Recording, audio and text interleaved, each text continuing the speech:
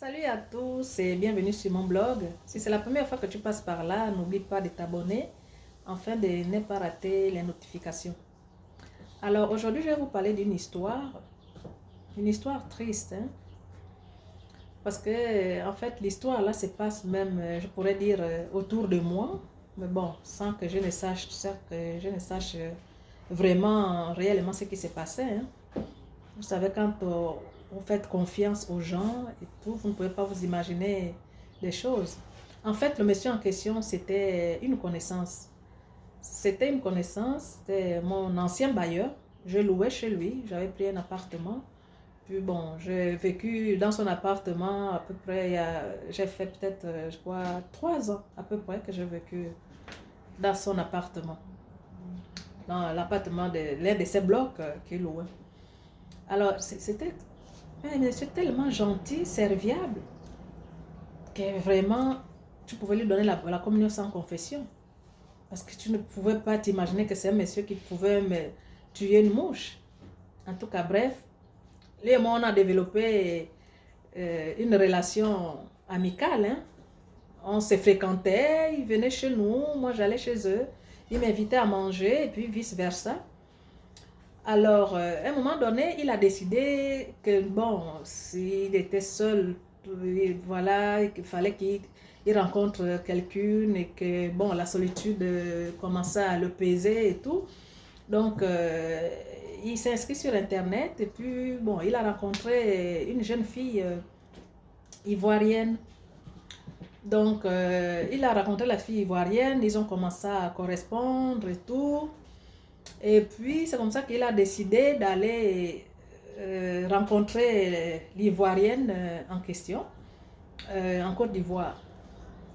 Donc, il paye son billet, il va en Côte d'Ivoire, il rencontre la fille, il est content et tout, parce qu'il m'envoie même les emails. Oui, Coco, la fille est super belle et tout, enfin, en tout cas, je l'aime et tout.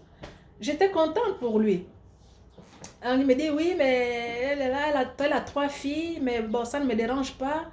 Mais vraiment, c'est une personne joviale, je l'aime beaucoup. J'aimerais vraiment que ça soit quelque chose, j'aimerais développer vraiment quelque chose de sérieux avec cette fille-là. J'ai dit, mais ok, écoute, en tout cas, le monsieur, on va lui donner le nom de X, hein, on va lui donner, parce que je ne veux pas citer les noms. Donc, j'étais contente pour lui. J'ai dit, oui, X, mais si c'est le cas, vraiment, je suis contente. Au moins, tu vas avoir une blonde à la maison. Il me dit, oui, je suis vraiment contente. Bref, ça se passe comme ça. Il revient chez lui. Il rentre chez lui au Canada. Il continuait à correspondre et tout. À un moment donné, là, moi, ce que je n'avais pas compris, c'est que 8 mois après son retour au Canada, la petite fille, je le vois avec une petite fille. Il m'amène une petite fille à la maison qu'il me présente en me disant que voilà, c'est la fille de sa copine ivoirienne. J'ai dit, mais comment ça, la fille de ta copine ivoirienne? Il me dit, mais oui, tu sais, quand je suis allée, bon, j'ai vu que la fille était intelligente et tout. Et que, bon, j'en ai parlé avec sa mère. J'ai demandé à sa mère de me l'envoyer. J'ai fait les papiers pour le parrainage et tout. J'ai fait le parrainage accéléré. Donc, c'est comme ça que ma copine a envoyé sa fille. À l'époque, la fille avait 8 ans. J'ai dit, une fille de 8 ans? Mais pourquoi tu n'as pas fait les papiers pour qu'elles viennent ensemble que sa mère? Je ne comprends pas. Il me dit non, mais en fait, parce que bon, la mère, pour elle, c'est un peu trop compliqué. L'immigration m'a demandé de remplir encore d'autres papiers pour qu'elle puisse venir, mais ils ont préféré privilégier la petite parce que bon, elle doit apprendre et tout ça là, elle doit aller dans des bonnes écoles et tout. Donc voilà pourquoi ils me l'ont envoyé avant la mère. My God. En tout cas, moi, je trouvais ça bizarre, hein. Pour moi, vraiment, c'était bizarre. Mais bon, je me suis dit, il ne faut pas avoir des idées tordues dans la tête, hein. Quand quelqu'un veut faire du bien, il fait du bien. Alors, la petite fille vient. Donc, le jour, il me l'avait même amené à la maison. Quand il me l'a amené à la maison, vraiment, j'ai vu la fille et la petite, elle était vraiment en joie, tu sentais que tu voyais que la petite fille était à l'aise, elle était contente et tout. Elle est ouverte d'esprit, elle m'appelait Tantine. Vous savez, hein, les enfants chez nous en Afrique, c'est, regarde, oh, ils ont leur éducation. Hein. Quand tu es à côté d'une grande personne, c'est tonton, c'est Tantine. Hein. Donc cette petite fille-là m'appelait Tantine. Et tout, je me rappelle même quand je les avais invités à manger, elle est venue manger, après elle me dit, Tantine, tu as le piment? J'ai dit, mais toi tu manges le piment? Oui, je mange le piment, j'aime le piment. En tout cas, bref, elle était vraiment mignonne et puis, bon, elle était amusante. Et puis, bon, c'est comme ça que je donne des conseils à monsieur X, hein, mon pote en question. Je dis que, ah, tu sais, vraiment, il faut faire attention à tu sais, faut faire attention à cette petite fille-là. Il faut vraiment bien prendre soin d'elle parce que, regarde, tu as fait vraiment un geste, un très bon geste humanitaire, là. Ça, c'est aller prendre une petite fille qui souffrait depuis l'Afrique et puis tu l'amènes ici, là, et tu lui mets quand même dans les meilleures écoles. Ça, c'est pas n'importe qui, là. Vraiment, je ne savais pas que tu étais aussi gentil comme jusqu'à ce point-là. Tu as vraiment le cœur à la main, mon cher ami. Le monsieur me dit, oui, Coco, tu sais, moi, j'aime aider, et puis bon, voilà, je voulais aider la petite, et puis c'est ça. Je lui dis, il n'y a pas de problème. Donc, entre-temps, la petite vient, il met la petite fille à l'école et tout. Et, à ma grande surprise, sa propre fille biologique, qui vivait avec à la maison, il a demandé à la petite fille d'aller vivre avec sa mère. Donc, la petite fille part vivre avec sa mère, mais comment ça se fait? Donc, un jour, il m'appelle, il me dit, ok, Scola, ben, ma fille, je l'ai envoyée chez sa mère parce que, bon, elle ne voulait pas, elle n'était pas contente de dormir avec la petite noire. Donc, ça se chicanait tout le temps et tout. Voilà pourquoi je lui ai envoyé chez sa mère. Au moins, si elle vit chez sa mère là-bas, elle ne viendra que les week-ends. Ça fera l'affaire de tout le monde. J'ai dit, mais comment ça? Je ne comprends pas. Pourquoi tu es supposé avoir les deux enfants à la maison là? Pourquoi tu fais partir ta fille chez sa maman? Il me dit, mais c'est parce qu'elle ne veut pas dormir avec la noire. Puisque bon, lui, dans son appartement, il avait deux chambres. Donc, il avait un lit superposé qu'il avait mis avant l'arrivée de la petite noire. Alors, moi j'ai pris ça comme ça, je me suis dit, bon, ok. Et puis là, un an sont passés, 2 ans, 3 ans, la maman ne venait pas. Je pose la question du monde, mais les papiers jusqu'à présent, les papiers de la maman, les papiers ne sont pas encore prêts. L'immigration n'étant pas encore délivré les papiers de ta femme. Il me dit non, l'immigration n'a pas encore délivré, ils sont en train de compliquer et tout. J'ai dit, mon Dieu, mais est-ce que la petite noire ne s'ennuie pas? Est-ce qu'elle ne s'ennuie pas de sa mère? Oh non, bon, il parle tout le temps au téléphone, c'est correct, elle ne s'ennuie pas. J'ai dit, ok. Donc, les choses restent comme ça. Il fait sa vie de son côté, moi je vis ma vie, en tout cas. On s'est perdu de vue puisque entre temps j'ai déménagé. Je suis partie de là où je louais, chez lui je suis allée ailleurs. Je suis allée m'installer ailleurs. Et puis bon, c'est resté comme ça. Un jour, mon copain m'appelle. Il me dit, mais Coco, j'ai vu quelque chose dans un journal, quelque chose bizarre qui parlait de ton pote, de ton ami là. J'ai dit, mais comment ça? Il me dit oui. Attends, je t'envoie le lien. Donc, il m'envoie le journal de Montréal où il y avait le lien où on parlait justement de ce problème-là. On parlait d'un pédophile avec son nom et tout ça, là, machin, un pédophile qui était allé adopter une petite fille en Afrique et qui abusait d'elle. Un pédophile qui a été démantelé, qui abusait d'une petite fille africaine qu'il avait adoptée. Et qu'on a retrouvé, il paraît qu'ils avaient retrouvé des vidéos sur son lit, là où les vidéos des débats sexuels qu'il faisait avec la petite fille. Donc, tous les débats qu'il faisait avec la fille, là, il filmait ça. Il partageait les vidéos là dans les sites dans les sites pornographiques des gens, de la pornographie juvénile. Donc, il partageait ça là-bas. Puis, je ne comprenais pas. Je dis, c'est quoi le problème? J'ai dit, tu es sûr? Il me dit, oui, je t'envoie le lien. Donc, il m'envoie le lien. Quand il envoie comme le journal, je regarde. Je suis tombée de haut. Chers frères et sœurs, je suis tombée de haut parce que je ne croyais pas à mes yeux. Je me disais que non, ça ne peut pas être ce monsieur-là qui a abusé de cette petite fille-là. J'ai refusé de croire. Alors, c'est comme ça que là, j'essaie d'appeler chez lui. J'appelle, personne ne prend. J'appelle, personne. Pour savoir un peu, est-ce qu'il était en prison? En tout cas, bref, dans le journal, il disait que bon, et qu'il attendait sa sentence, et puis il pouvait prendre même jusqu'à 15 ans de prison ferme. Et là, je ne savais, parce que moi, je connaissais un de ses amis aussi là, mais malheureusement, je n'avais pas son numéro de téléphone. Bref, toujours est-il que, donc, tout ce temps-là, qui vivait avec la petite fille et qui s'arrangeait justement à ne pas faire venir la mère, parce que pour lui, la femme qu'il voulait, c'était la gamine, hein, c'était pas la mère. Donc, à travers la mère, il a pris la gamine et il l'a amenée pour abuser d'elle. Et bien, vraiment, c'est quelque chose qui m'avait tellement choquée. Et dans son récit, quand j'ai lu ce qu'il avait raconté au juge, tout ça, il avait expliqué au juge que non, la fille ivoirienne en question, sa copine était au courant.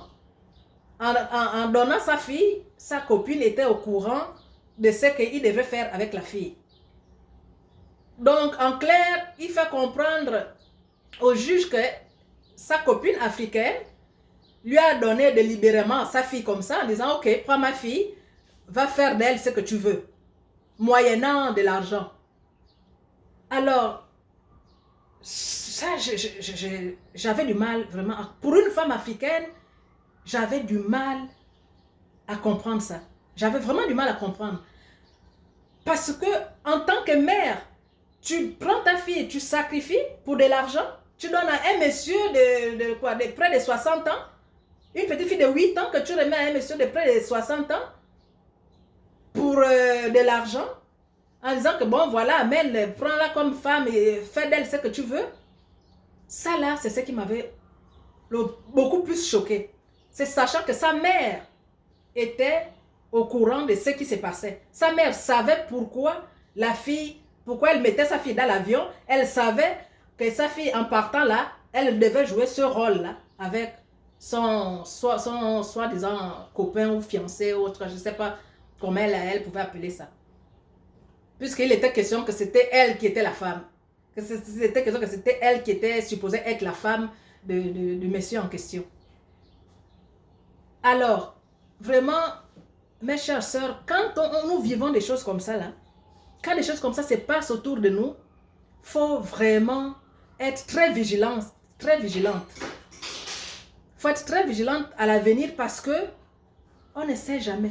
Les hommes qui partent de l'Occident là pour l'Afrique, là, surtout les gens qu'on croise dans les sites de rencontres là, hein, un homme que tu ne connais pas qui vient te trouver en Afrique parce que tu vas dire que c'est le blanc, oui, il va amener ma fille, il va changer la vie de ma fille, c'est du pipeau. Parce que ce que je ne comprends pas, c'est que la mère en question là devait déjà se poser des questions. À savoir que comment ça se fait que le monsieur en question me demande ma fille? Pourquoi il veut amener rien que ma fille d'abord, dans un premier temps? Mais elle, en tout cas, elle ne pouvait pas se poser cette question parce qu'elle avait déjà vendu sa fille. Elle avait déjà vendu sa fille. Hein, donc, toutes ces questions-là pour elle, regarde, c'était plus nécessaire. C'était plus nécessaire parce que, bon, elle savait qu'elle faisait de l'argent derrière le dos de sa petite fille de 8 ans.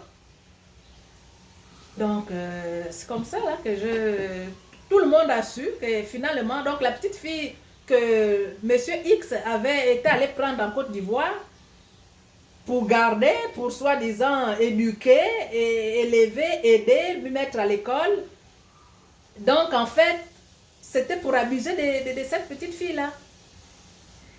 Et puis, bon, ben, c'est comme ça que jusqu'à présent, il est en prison. Je ne sais pas ce qu'il devient, si il vit encore, s'il est mort, parce qu'il paraît qu'il avait aussi les problèmes de santé. Il avait, je crois, un cancer de la prostate. Et puis, bon, la petite fille, quand les policiers sont allés perquisitionner chez lui, ils ont trouvé plein de vidéos compromettantes. Hein. C'est vraiment, ils ont trouvé ça, ils ont compris que vraiment cette petite fille-là a passé des moments très difficiles avec ce monsieur-là. Et comment est-ce que les policiers ont su ça? C'est parce que la petite fille à l'école, elle s'était confiée à une de ses copines. Donc, à un moment donné, elle pleurait à l'école et tout parce que ça en était trop là. Je pense qu'elle n'en pouvait plus, l'enfant. Elle n'en pouvait plus. Donc, c'est comme ça elle pleurait tout le temps et puis elle s'est confiée à une de ses petites copines en disant oui, papa me fait l'amour, papa couche avec moi, papa. Puisqu'il appelait le monsieur là papa. Comme nos enfants en Afrique, hein, bon, quand tu sais que c'est le copain de ta mère, c'est papa, hein, ou si c'est pas papa, c'est tonton. C'est l'un ou l'autre, hein. Donc, c'est comme ça, c'est en pleurant, en se confiant à sa petite copine, que la petite copine avait dit à la maîtresse. La petite copine est partie voir la maîtresse pour dire à la maîtresse que bon, voilà, ma copine qui pleure, elle dit que non, son papa fait l'amour avec elle. Et puis, la maîtresse a saisi la police. La maîtresse a appelé la police. Puis, ils sont allés perquisitionner sur le monsieur. Et c'est comme ça qu'on a découvert tout ça. Aujourd'hui, là, la petite fille est placée dans une famille d'accueil. La petite fille est placée. Donc, vraiment, dans tout ça, là, mes chères sœurs, c'est des choses qui, à l'avenir, c'est-à-dire que ça, c'est la morale, c'est quoi de ces problèmes-là? C'est que quand tu vois un homme qui vient vers toi et qui commence au lieu de s'intéresser à toi, qui s'intéresse à tes enfants, oh, ben tu sais, je peux amener ta fille en Occident, hein, je vais la rendre ci, ça. Il faut vraiment faire attention. Il faut vraiment faire attention. Parce que beaucoup de filles, malheureusement, se font avoir comme ça. Malheureusement. Et puis, je comprends ceci, la souffrance. C'est quand, bon, c'est pas une fille qui va rencontrer un blanc sur Internet qui a sa bonne situation, qui peut tomber dans des panneaux comme ça. Non, c'est toujours les plus vulnérables. C'est toujours les plus vulnérables, c'est-à-dire les filles, les femmes qui souffrent, les jeunes filles là qui souffrent avec leurs enfants. Ce sont elles qui sont prêtes à tout faire pour vendre leurs enfants. Donc, en tout cas, bref, c'est ce que je voulais partager avec vous aujourd'hui. Aujourd'hui, la petite fille, la petite Ivoirienne est placée en famille d'accueil. Le monsieur, il est en prison. Et puis, bon, depuis, je n'ai même plus, j'ai plus de ses nouvelles. Je ne sais pas ce qu'il est, je ne sais pas s'il est mort en prison là-bas ou bien s'il vit toujours, puisque bon, il est, comme je disais tantôt, là, il était déjà malade, le monsieur en question. Donc, voilà pourquoi, mes chères sœurs, dans la vie, là, il ne faut jamais faire confiance aveuglement, surtout aux étrangers. Surtout aux étrangers. Faire confiance aveuglement parce que, oui, bon, c'est une personne qui est bien nantie, la personne va me sortir de la merde, donc, non. Il faut vraiment être très vigilante dans la vie. Quand il s'agit des hommes qu'on rencontre et qu'on ne connaît pas. Surtout quand on a des enfants, il faut être vraiment très vigilante. Alors, voilà un peu ce que je voulais partager avec vous. J'espère que je n'ai pas été trop long. Hein. Alors, merci beaucoup d'avoir suivi et puis à la prochaine vidéo. Surtout, n'oubliez pas, hein, le Covid-19, c'est toujours là. Hein. N'oubliez pas de vous protéger, vos masques, vos gants, vos gels quand vous sortez. N'oubliez surtout pas, hein, parce qu'il faut tout le temps se protéger. Tant qu'on n'a pas trouvé le vaccin, on est toujours là, il faut toujours être prudente quand on sort, en fait, de protéger aussi notre entourage. Alors, sur ce, je vous dis au revoir et à la prochaine vidéo. Merci, bye.